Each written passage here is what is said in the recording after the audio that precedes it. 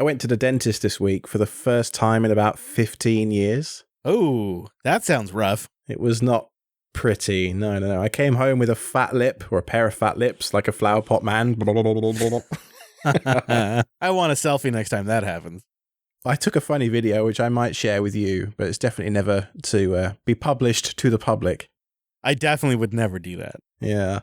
I don't know. So I had this horrible, like, cleaning procedure done. It wasn't that bad, actually.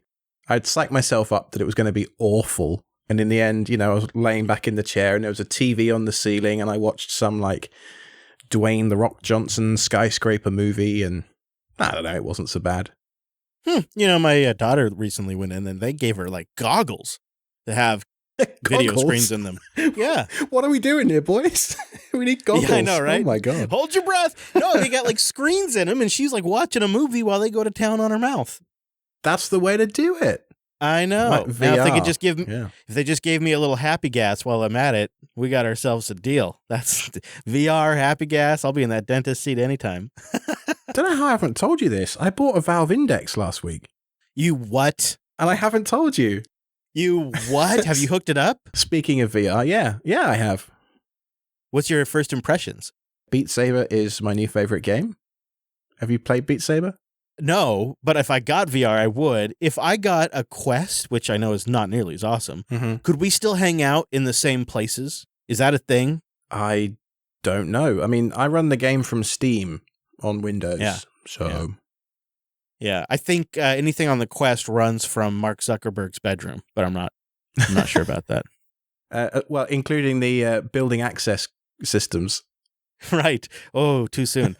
I got big dreams, though, of us hanging out like in a virtual studio while we're doing these shows. You know, like something really sweet. Like the coolest studio you ever saw on like MTV Cribs or whatever, virtually. And then we'd have like this ginormous stadium that the live audience could hang out in. All in VR. Well, Steam VR has this, it's sort of like the holodeck brought to life.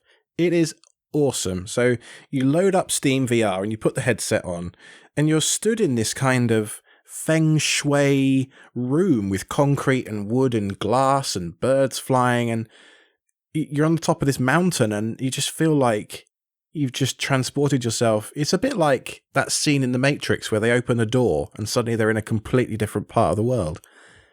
It's pretty amazing, and the immersion is very, very impressive.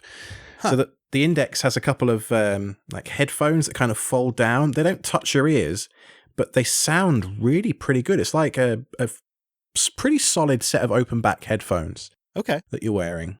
And the nice thing is it means my wife and we can share the headset without needing, because, you know, I prefer in-ear headphones that go in my ear canal. She prefers like AirPod styles that don't. And so we always had to have two sets of headphones if we wanted to share before, but with the Index, we don't. And you just hook it up to your PC and does the rest, huh? Yep. A USB port and a display port is all you need. See, if I get into VR, I'm trying to figure out if that's the route I want to go, or if something like the Quest is the route I want to go, where there's no PC at all, and it's portable, which might make it easier for the kids to use too. You do need a good amount of space for the Index, you know, sort of 6 feet by about 10 feet. Oh, yeah, sure. Yeah. So that would sort of be a studio device, whereas the other one might be better in the RV. Yeah, I could see it, you know, in the room behind you in the studio. It would probably fit in there just fine. I mean, you know, mostly I just want to play Super Mario. So if I could just get Super Mario working on these things, I'm set. I did have a moment, though, where I loaded up Microsoft Flight Sim and I was sat in the cockpit. I've got a joystick from several years ago. Flight Sim in VR, and I'm flying, and I came into one of these scenarios they set up for you, like a sightseeing scenario, and I was transported instantly to this plane flying over Loch Ness in Scotland. And I looked down, and I thought to myself, I stayed in that caravan site as a kid. Wow. And I then looked it up on Google Maps afterwards, and I was like, holy crap, I was right. That was the caravan site. And, you know, there was the Jacobite steam train going along the bottom of the campsite and all that. So the graphics in Flight Sim are truly remarkable, and I was quite struck by it, because I remember thinking the first Flight Sim I played was probably MS 2002, I think Concord was in that one, and I remember I think it was just before Concord was retired, and I lived in the south of England. Concord used to fly over my house every day. It was, it was awesome. And I just remember thinking back then, oh, these graphics are amazing. How could they possibly get any better? And then I was struck wearing the VR headset as I flew past Ben Nevis, at the same height as Ben Nevis, the tallest mountain in the UK. And I sort of looked to my side and I was like, there's a mountain there and there's the campsite there. And I was sort of moving my head around in real time thinking, wonder where we'll be in 20 years. Oh, no kidding. I've heard, though I've never seen it, but I've heard that the team also really nailed the Pacific Northwest because obviously Redmond, their hometown area. Oh, sure. So if you want to fly around my neck of the woods, I guess it's supposed to be pretty accurate. Yeah, they use this photogrammetry thing, which is based on the famously good Bing maps, although actually it is pretty impressive. Like the 3D modeling and stuff of certain cities is truly spectacular. There's a few things like bridges over the River Thames, for example, that are definitely in need of some work, but they're issuing patches all the time and it's improved hugely since launch. So, if you have a VR headset or you're thinking about buying one, I would say Flight Sim's probably a must play. Huh. Well, now you really made me want one, Alex. You do that. We do these episodes and I'm like, I got to get that. It's easy to spend other people's money. I'll tell you that. I think we have a theme, though, today that could save people some money. But I was about to say, we're on the topic of gaming. And a listener wrote in with a project called RetroNAS. And I thought with the Steam Deck coming out soon that we might see a resurgence of handheld gaming, of retro gaming, people playing Mario Kart on handhelds as well as, Grand Theft Autos and all sorts of cool stuff. I know the Steam Deck can play some AAA titles, but I doubt that'll be the primary use case for a lot of folks. Oh, really? Okay. I do like the idea of getting some of my retro games on the deck. So you're right. I will be getting like a Super Nintendo emulator on that thing. One handheld device that can play Nintendo games, Sega games, PC games, anything you can think of pretty much. Because it's just a computer, right? It's just a laptop, essentially, in a little handheld Switch-sized device. And wouldn't you think within a short period of time, the Linux community is going to have respins of SteamOS with emulators baked in and whatnot? The community for this thing is going to be bonkers. You think how big it is for the Switch. Now, the Switch is a locked-down platform. Think how big it's going to be for the Steam Deck that is free and open and running Linux, baby. I mean, how cool is that? It might be the most exciting thing that's happening on the Linux desktop at the moment, period. Yeah, it could be. You're right, because it's also a plasma desktop. So anyway, we were talking about RetroNAS briefly, and this is a project which allows you to use any kind of Linux computer, so a Raspberry Pi, an old PC, a VM, whatever it might be, as a network storage device for different gaming consoles and emulators. And at first I was like, isn't RetroNAS basically just Samba? Like, what is this project doing that a network share wouldn't do? And it turns out actually it's doing loads. So a lot of these older consoles require things like Samba version 1 and Apple File Protocol and all sorts of stuff that's been a long time deprecated for security reasons. And so what RetroNAS does is it, very clearly states, we are doing stuff that is insecure, here be dragons. But what they're doing is they're actually serving games up over the network using all these old protocols to all these old game consoles. And one example, we have several links in the show notes of the project founder, his YouTube channel, Dick Freaks. There's one example here where he's actually loading up games and ripping ISOs from his PlayStation 3, storing the ISO on his NAS, and then streaming the ISO back to the PlayStation without the disc in it to play it offline. And basically DRM freeing the game forever. Oh, that's the dream. When the very first Xbox came out, I got on board that hacking train as fast as possible because you could get the games on the hard drive and avoid having to fetch the disc and the load times. This sounds like the sweet spot because you could get a Pi-powered NAS and then you could go pick up a used PlayStation, like a PS3 right now. How much could that be? And you could basically have trouble-free appliance gaming. $150, something like that. Yeah, it's funny. I don't even think retro. When you say retro gaming, I think even older than that, but I guess that is retro. PS3's 10 years ago, maybe more. So the list of consoles that supported, there's quite a few. So MS-DOS and clones, like FreeDOS and PC-DOS, Windows 95 and up. We've got Apple GS and classic Mac systems. Atari ST is supported, Amigas, the Nintendo 3DS. So it's pretty cool to see a Nintendo console on this list. The PS2, the PS3, Xbox 360, as well as many more are planned in the future. That is pretty neat. I know I'm a bigger retro gamer than you are, in part because I've just never really moved on. But also, I like retro gaming for the exact reason you don't like it, Alex. I so rarely have any time to play, and games like Mario are so easy to pick up and play for 15 minutes and then put down again. Yeah. And so I've kind of been biased towards some of the older Marios because I can load them up on low-power devices, and they're great for road trips. Yeah, I mean, I still play an awful lot of some of my favorite older games, retro games, but I've always been a PC gamer first rather than a console guy. My kind of god tier list of games is Factorio, Open Transport Tycoon, or the original Transport Tycoon I did used to play before OpenTTD. Roller Coaster Tycoon, SimCity 4 is great. I'd say those four are probably my top ones. As far as PC games go, I've always preferred games that support some kind of LAN play. I don't generally finish games, but if I can co-op or group play a game, I will finish that thing all the way to the end every time. I love that kind of stuff. And I've done some of these early games that required IPX. Like, I want to say the first StarCraft I played wasn't over TCP/IP on a LAN, but I want to say it was over like NetBEUI or IPX or something that's just totally not even supported anymore. Showing your age there, bro. I know. You're right, actually. Right? Do people even know the struggles that we had to deal with NetBEUI and the pain that Microsoft inflicted upon the networking world back in the day? No, nobody even cares. I don't even remember a time before TCP/IP, I'm afraid. Yeah, and then Wins came along. And Wins was just supposed to solve it, but they had to have their own thing. They couldn't choose to use DNS. Oh, my goodness, you got me all upset.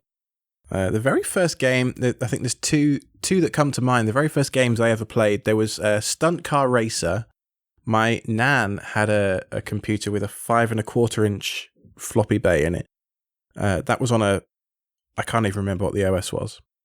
There you go, it was that long ago.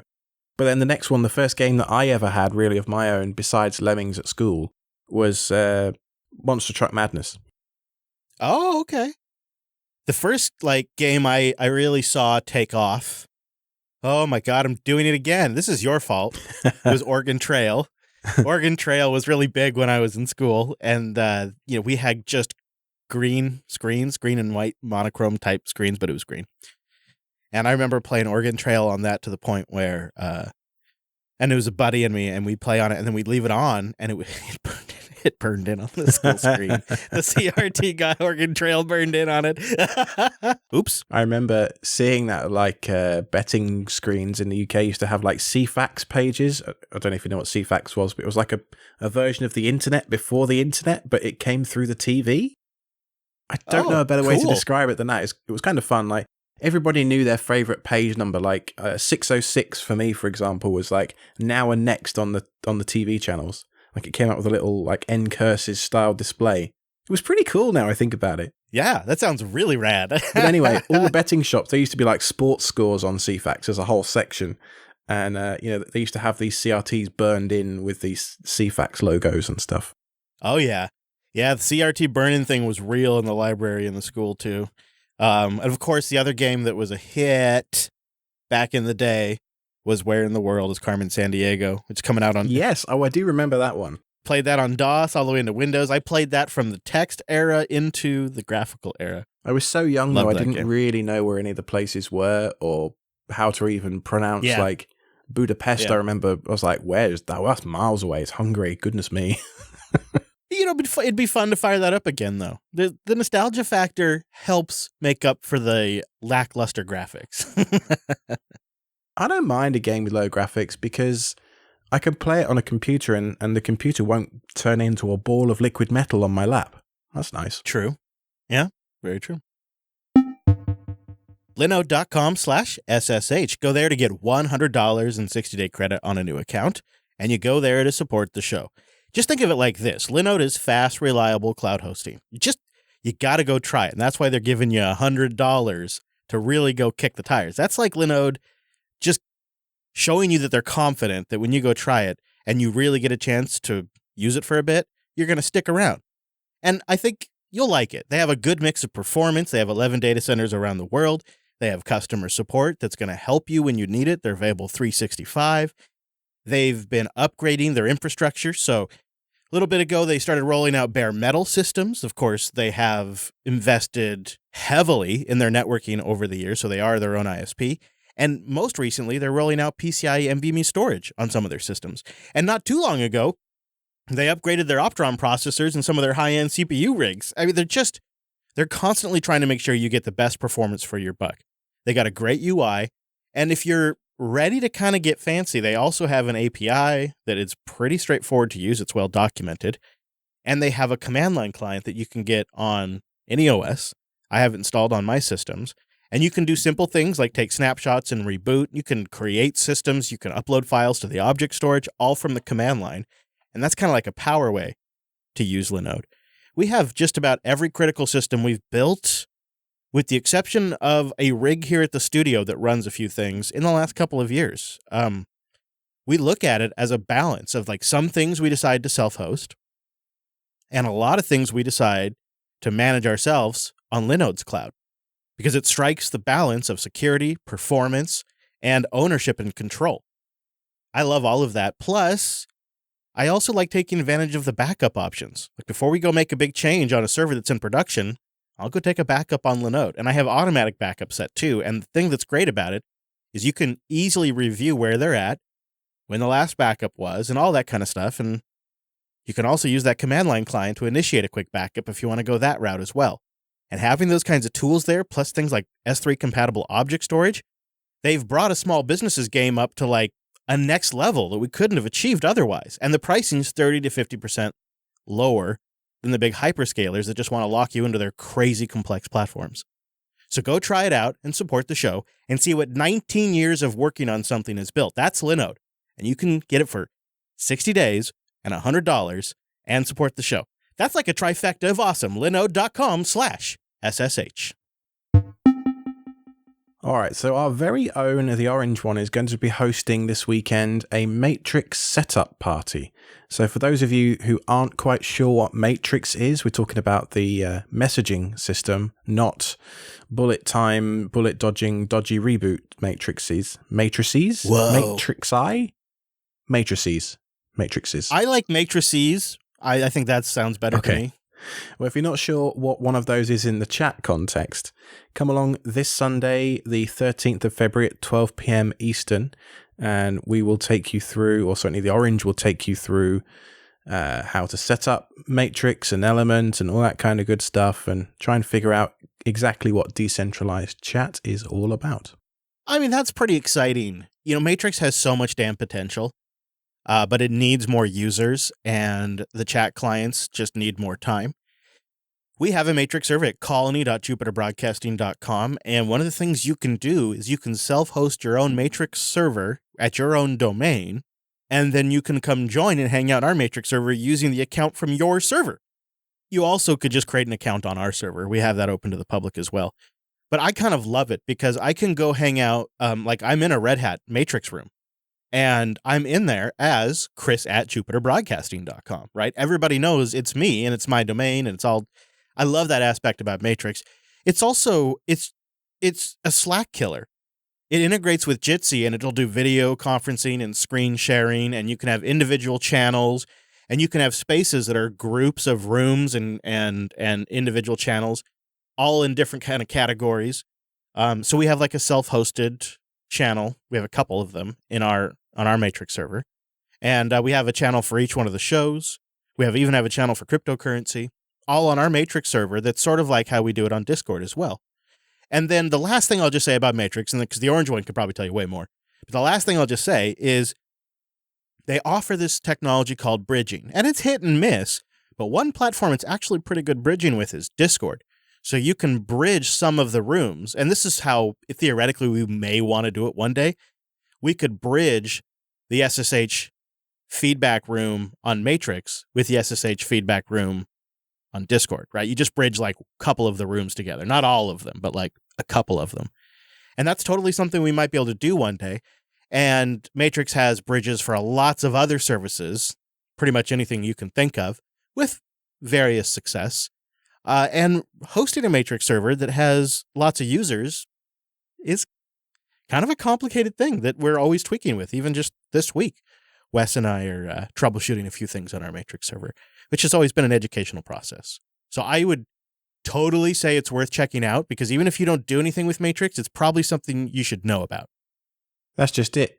So I came into the chat room a couple of weeks ago and said, hey, I want to go to the FOSDEM talks because they were running that through Matrix this year. What's an element? What's a Matrix? Like, what's a riot? How do all these different things plug in? And it's really quite confusing, to be honest with you. So yeah, this Sunday, 13th of February at 12 p.m. Eastern. Ironically enough, we're going to host this on the self-hosted Discord server. I thought so. Okay. Hey, you know what? I totally acknowledge Discord is way simpler and has much simpler onboarding too, so it's easier for the admins and the users. Matrix is just, it's self-hosted and it's decentralized, and I find that extremely appealing. There'll be a link in the show notes, don't worry too much. Now, did you see this week that Nabu, Casa have increased their prices by 30%? Yeah, so, this, I have mixed reactions because I have been recently going through a period of reducing all of my subscriptions and trying to minimize how many subscriptions I have, Mm-hmm. and they've gone and raised the price right as I'm doing the math on absolutely everything. I've decided to stick with it because I think they've already made some of the infrastructure improvements that they claim the money's going to go to. I think that's already been done, and I've already noticed things are better. And to be honest with you, I almost feel like I should be giving them more money, because Right. I use the hell out of Home Assistant. So what they're doing is they're taking the optional $5 a month subscription for Home Assistant that you can pay to enable some cloud features, remote access, that kind of stuff. They're taking it from $5 to $6.50 per month. They've also introduced a new annual tier of $65 a month. $65 a year, I mean. Right, $65 a year. And these prices all seem really quite fair to me. And if they had another tier, I may even, or if they had some sort of annual donation drive or something like that, because I get utility out of Home Assistant in my RV and in my studio. And I use it here in the studio to help control and manage lighting. When I get here and I get to work, Home Assistant manages that. And Home Assistant manages the lighting in my office as well.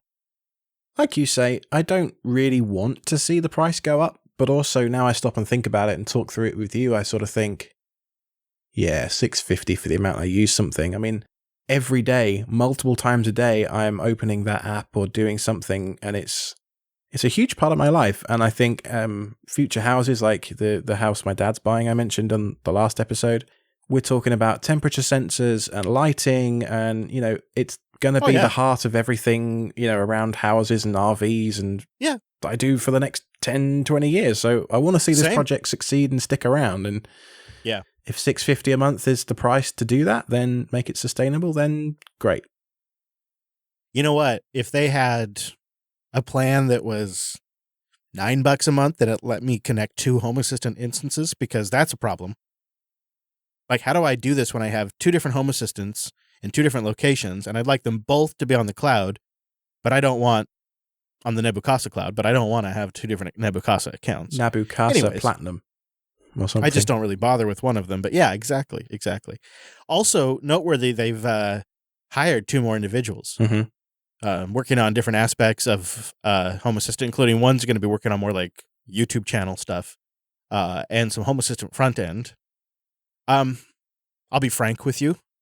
It's probably the old man in me. I have been doing internet content for 15 years, and I never like it when projects directly get into content creation. There is a space for it in terms of how-tos and guides, and if they're done correctly, I think they're useful. But a lot of times it creates an echo chamber. And it's a hard thing to kind of wrap your head around, but there's a long-term effect when the project kind of becomes the source of the content creation. It kind of has a knock-on effect, a kind of an ecosystem effect on the places that cover it. Usually for the negative, unless they get it just right. We'll see. It's a weird use of the funds too, but we'll see. What if rather than directly putting out content under the Home Assistant brand, this person almost becomes a consultant for other YouTubers to reach out to directly? You know, if they want to create a video about a certain topic, they reach out to this person and say, how do I have all these sensors average and connect to a thermostat or something like that? I would just adjust that slightly to just say media outreach, because you got a lot of people writing about Home Assistant. You got a lot of people podcasting about Home Assistant. I would open it up beyond, you know what, now that you say this, and again, we're talking through this, it's the limitation on YouTube. Like, the YouTube community creates a distorted reality of the user base. It does this to Linux. It does this for any project. The YouTube audience doesn't reflect the entire user base. And so you want to get out to other media outlets as well. And there's going to be a lot of people, as Home Assistant grows, that are going to want to learn and start writing about it or start podcasting about it. And so I think if they had somebody who was there to help those people get that stuff right, because a lot of times what happens is somebody will come along, they're going to start covering Home Assistant for the first time, they'll get something wrong. They won't understand what decision, 3 years was made, and so they'll interpret something that happens today and they'll get it wrong, and they won't have the context because they're still learning, and that's just what happens and doesn't prevent people from making videos. And so if there was somebody at Home Assistant that had the time, the bandwidth, and the skill set to interface with those creatives and help guide them in the right direction, I could see that being useful. That could be a good use of time and money. Now, the other thing we should mention about the subscription price increase is that those changes don't come into effect for existing accounts for 3 months. So you get 3 months grandfathered in at the old price before things start to go up. And just the last couple of notes about this Home Assistant release that came out along with the announcement on February 2nd about the price increase. They now show the size of your backups in the backup view. That's a nice little tweak. Apple TV users, the integration's been updated to support OS 15 and now can also launch apps from Home Assistant. Ooh. That sounds kind of cool if you think about like some automations or something. Like you set up TV time and have it auto launch Plex or Infuse. Yeah, because that extra click is real difficult. Oh, come on. Come on, you would be trying it if you hadn't got rid of your Apple TV. Come on. Oh, maybe. I mean, I've been able to do it on the Shield for years and I never have, so maybe not. I'm moving in the new house, Chris. You know what I'm saying. That's true. I do know what you mean. Google Assistant integration can now be set up to use local fulfillment. I am still waiting, though. I was just telling you before we started the show, I'm still waiting for updates on the Home Assistant Yellow or Amber or whatever they want to call it, and like when we could kind of expect that for those of us who threw some money in. Because I'm looking at my Home Assistant setup and I'm thinking that's probably going to be the time I redo it, is when I get that Home Assistant Amber or Yellow. And I just love to kind of know what kind of timeline I should be thinking of. The Home Assistant Burnt Sienna 2042 edition. That's what it'll be. Tailscale.com/self-hosted. Go there to get a free personal account for up to 20 devices, and it supports the show. Tailscale.com/self-hosted. I probably don't have to tell you about Tailscale because you guys probably already know and just have been waiting for an opportunity to try it out. Well, this is it. You can get it set up on any device in minutes, manage firewall rules, and of course, it'll even bust through that dreaded double NAT. I can tell you from experience, your devices connect directly to each other, not through Tailscale, but directly to each other in a mesh WireGuard network. It's so slick. And Alex and I are both daily users. I often will connect back to Lady Jupes and manage something from the studio now. Like getting in over a VPN was like the thing that was super hard for me to solve with my carrier NAT. And now it's like I just pop onto each one of my boxes, get things started, get things syncing. It's so awesome, Alex. And that mesh network portion is so cool. So, picture this, right? I wanted to back up about 3 terabytes worth of data to England across the ocean to that Synology box that I took back there to my mum's house a few months ago. She has a BT Home Hub, which is a famously crappy router. And, I don't want to do port forwarding in there. I don't want to have to talk her through anything. So what did I use? I've been using Tailscale for this for the last few months, and it's just been absolutely perfect. Every time I fire up Restic, boom, straight through the tunnel. It does the script I have, Tailscale up. It connects through a dedicated IP address on a specific subnet. And using the magic DNS feature that's built right into Tailscale, I don't even have to remember any numbers or anything like that. It's just boom, boom, boom, done, simple. And it's been so reliable, I almost forget that I'm using it. It's always up. It's always on. And I like the fact that every machine now essentially has a static IP in my brain. It doesn't matter where I'm at. They all just have a static IP I connect to. I threw it on my iPad. I connect to LTE. I can get on my system super quick. I love it. You got to check it out. If you've been waiting to try it, this is your opportunity. You're going to be shocked how fast you're going to get this up and going. I mean, I even have it running on my Raspberry Pis. It's so great. Tailscale.com/self-hosted. Mike writes, been loving your show so far. You guys seem to have some pretty elaborate setups, which brings me to a question. As someone just starting out in the self-hosting world, how do you balance progress and perfection? I frequently find myself at a roadblock in my setup because I feel like I need to be doing something the optimal way the first time. And as a consequence, I just never do it at all. I can feel that for sure. Because when we decided to start this show, I also had been working on this concept in part from a conversation we had with Wendell about craftsmanship. And I had decided that I wanted to take real craftsmanship in my self-hosted stuff that I do. And so I really got in my head with that for a bit and also sort of struggled with perfection. And that saying is so true that perfection is the enemy of the good enough, really. And here's what I came to, and I wonder what you do, Alex, in this case, but what I realized about myself is that I'll get into something deep. I will become, I'm so smart, Alex. A galaxy-sized brain here. I will become so informed on a topic. It's unbelievable. And then I know all of it now. And I arrogantly assume that I will remember all of it. And then 6 months later, I have forgotten 98% of everything I learned. And I am a total smooth brain idiot. And I realize that about myself, and now have decided that I must document while I'm at peak knowledge.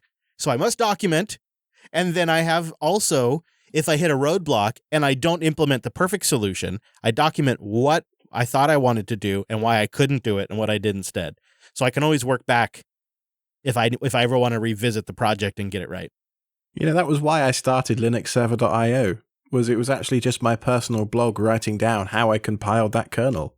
I think I was doing Unraid on top of Arch or something back in the day, and documentation is just so important. But I was laughing so hard whilst you were saying that. Like I'm the world expert on this topic, and then 6 months later, I can't remember any of it. It's so true. Yeah, and you just gotta learn that about yourself if that's how you operate. And like the guys that are probably, really a level above us are the ones that retain it all, right? Mm-hmm. Those people. I don't know how people like Wendell do it. And you mentioned him in your little bit. And yeah, like he can just rattle off model numbers and serial and specific kernels and builds. And I'm like, how do you remember all that stuff? I can't even I bought a bag of pumpkin seeds to put in my banana bread this morning. I can't even remember where that is. It's been half an hour. How do you remember anything? It's really impressive. So I think if you document where the shortcomings were in your setup, and then it kind of gives you permission to proceed, because it's like, okay, I've written it down, I've captured my thoughts, and you'll also find that you think through things a little more clearly, at least in my case, and then you move forward. There is a phrase, isn't there? And this doesn't just pertain to IT, but it's analysis paralysis. And you can go down this rabbit hole with anything, buying a car, buying a house, building some infrastructure for your home self-hosted needs, whatever it might be. And at some point, you've just got to stick a pin in it and say, right, this is the way I'm going to do it. It might not be the best, most optimalist way to do something, but at the end of it, you will have built something and you'll have gained some experience along the way of doing it. And, in 6 months' time, you may well decide, well, actually, I shouldn't have exposed that particular service over the internet without a password. for example. Maybe I should put it behind a VPN or put it at least That sounds like a rough lesson. Right, exactly. But I mean, I've admitted on this show before I ran remote desktop open to the internet and the password was 22. That was it. The numbers 22. What could go wrong?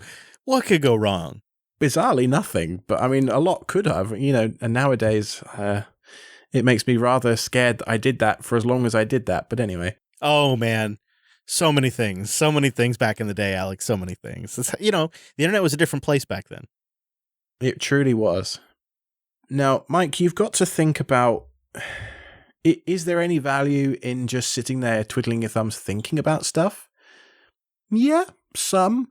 But there's going to be a lot more value in making mistakes. You'll learn to fail faster. You'll learn that, this particular building block doesn't fit with that one, and actually I need to do it this completely different way. And you'll just learn so much more by doing it. So my advice, such as it is, would be start small, solve a real problem that you have, and then just start building on top of it. Maybe write a little bit of automation to do it as well if you want to, once you've done it a few times manually and kind of got the hang of it.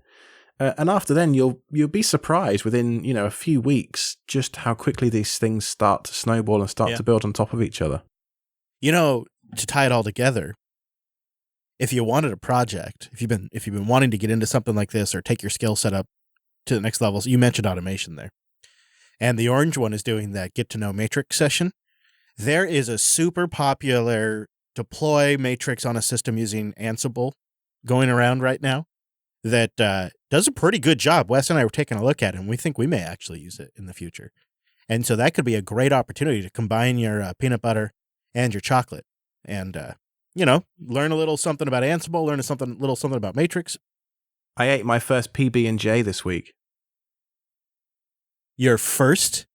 First one. I'm not even shitting you. Like, I've never had one before. All right. Okay. Tell me. Okay, hold on now. Hold on. Tell me about the bread. I got it. We got to start at the beginning.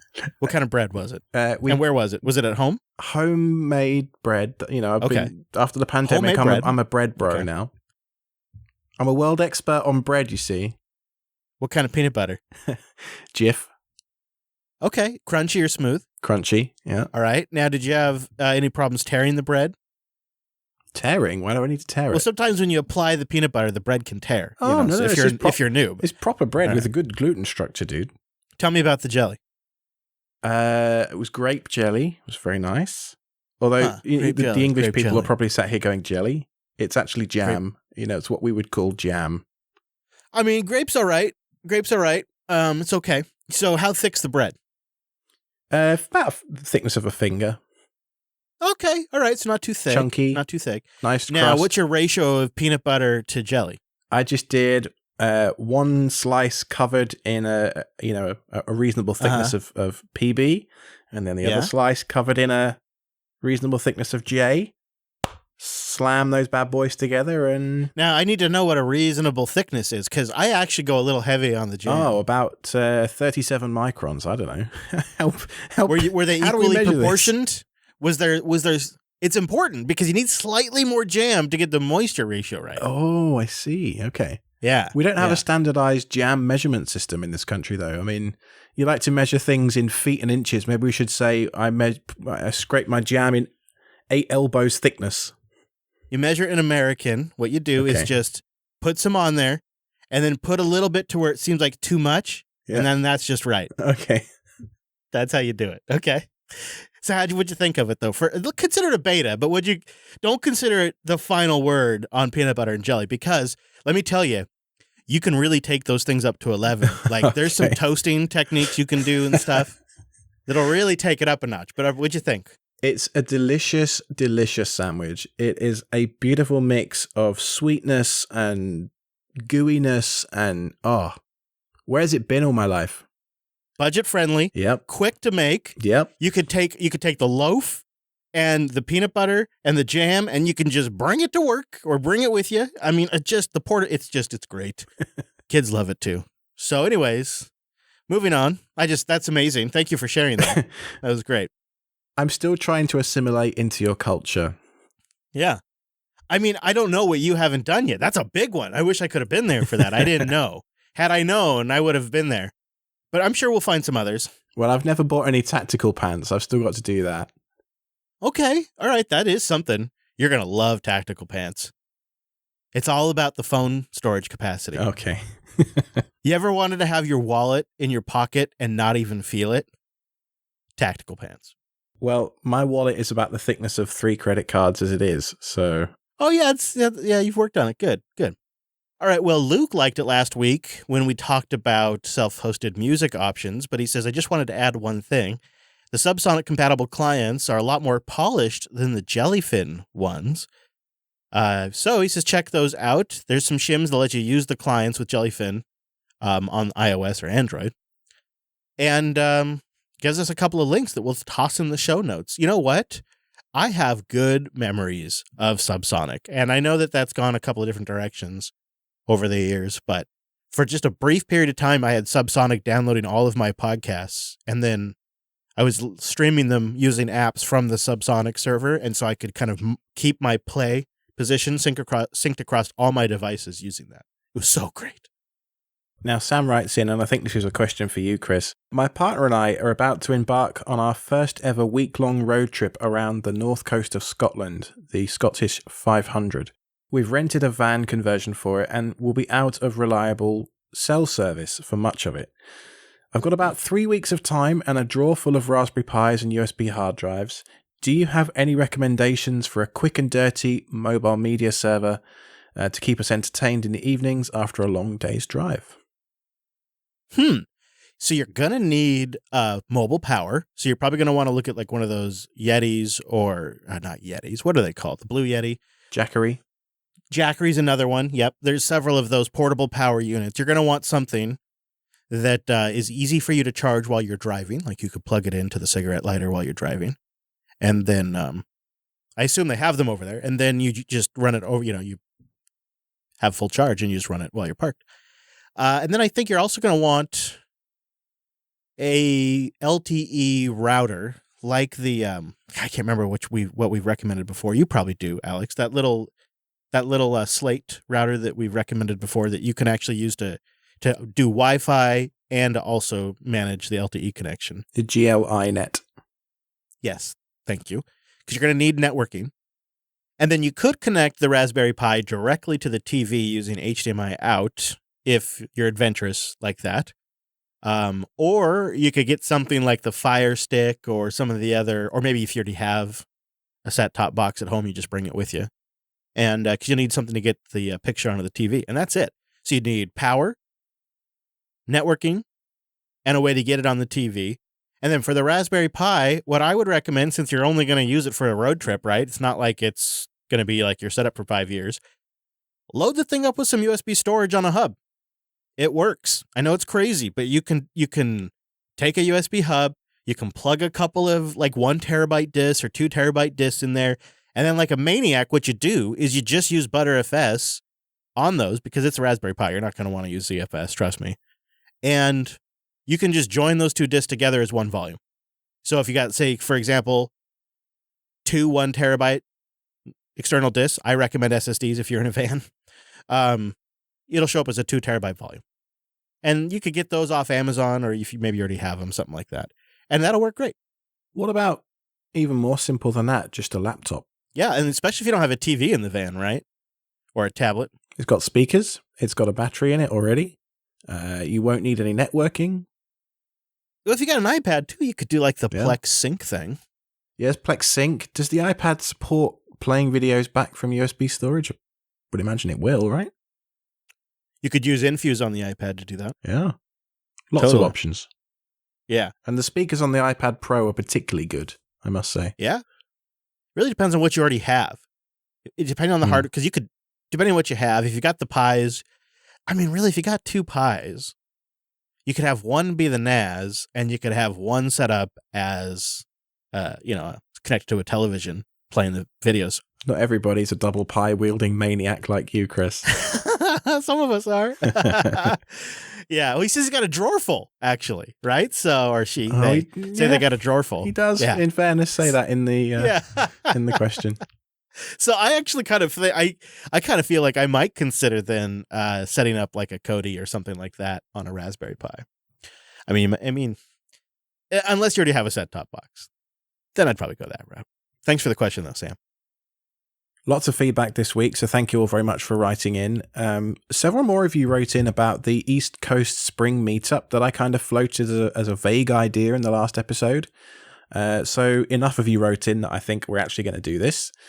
Provisionally, I'm thinking somewhere around the start of April in Raleigh. I'm not entirely sure what type of food we'd have. Probably like a brewery where we can all just go and get snacks and beers and that kind of thing. And be outside, awesome. So it's all safe. Right, in these times. And so just keep an eye out on the meetup page for that. I'll obviously announce it in the show as well, and see if I can't convince a certain Mr. Fisher to fly out as well, maybe. I imagine it's pretty nice there in April. Right? Apart from the pollen. The pollen can be pretty bad, but it's I don't know if that gets me too bad. It's beautiful weather. Yeah. Oh, like a self-hosted fest kind of thing. Which normally in April, like I'm gearing up for Linux Fest, but there's no Linux Fest this year. Yeah, that's what I'm thinking. We need our Linux meetup in April. Yeah. Well, thank you to our members, our SREs, who keep the show going. You help keep it independent. We get to be choosy about our sponsors. We truly like and use Linode and Tailscale. So we can wait until the right sponsor comes along and pick to work with the sponsor we think is a good fit for us and our audience.